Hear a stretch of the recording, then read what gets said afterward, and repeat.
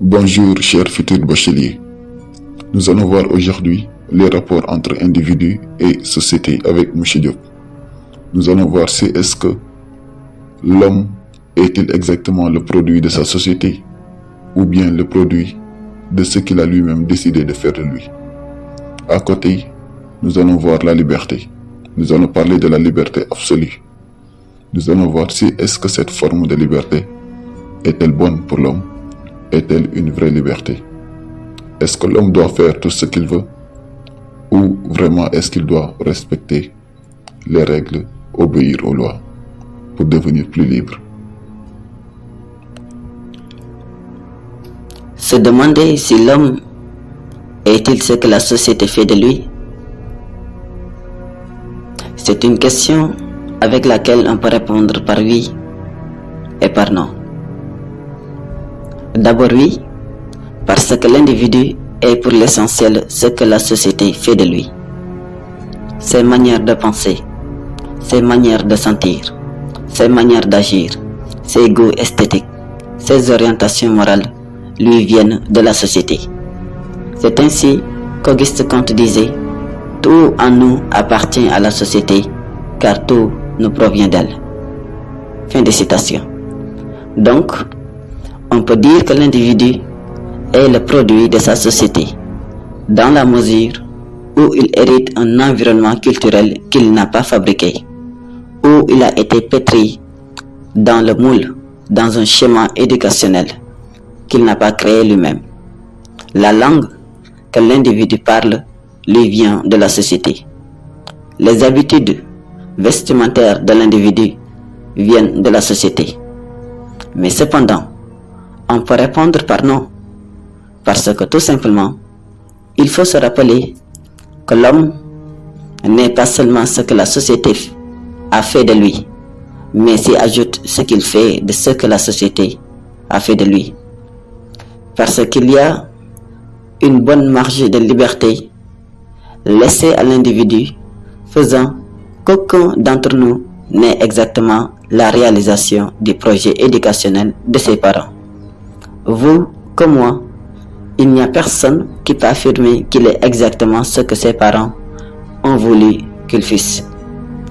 Autant vous devez une large part de vous-même à la société, autant il y a une part d'originalité propre à vous en tant qu'individu que vous acquérez de vos voyages, de vos contacts, de vos expériences et qui contribue à vous définir autant que l'héritage social qui vous vient simplement de la société.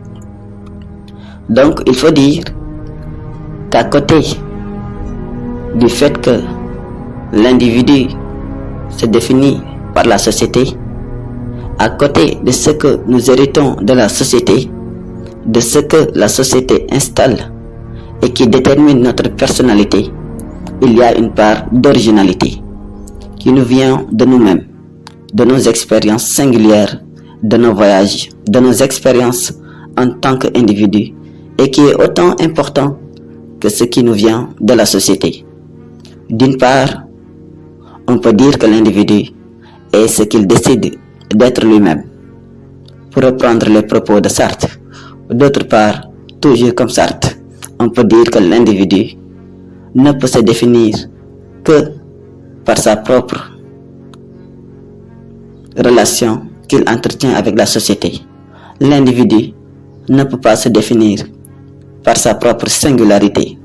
Pour obtenir une vérité quelconque sur lui-même, l'individu doit nécessairement passer par la société, par autrui. L'individu se définit alors dans ses relations contradictoires qu'il entretient avec la société. Mais M. Diop, la liberté qui n'a pas de limite, c'est-à-dire la liberté absolue, est-elle bonne pour l'individu? Peut-on dire que c'est une liberté souhaitable dans une société? Vous savez, nous sommes des êtres rationnels. Nous n'avons pas besoin de cette liberté absolue qui caractérise même les barbares et les animaux. Donc nous, en tant qu'êtres rationnels, nous avons besoin plutôt d'une liberté sécurisée, d'une liberté réfléchie. La liberté absolue, c'est une liberté sans limite, sans borne, qui caractérise les animaux. Cette forme de liberté est négative, inutile, dangereuse, irrationnelle, malsaine et stérile. C'est une liberté entière qui n'a de limite que sur la force. Mais une liberté qui n'a de limite que sur la force, est-elle vraiment liberté? Est-elle réfléchie? Cette liberté n'est pas féconde. Elle ne protège pas la personne devant le plus fort.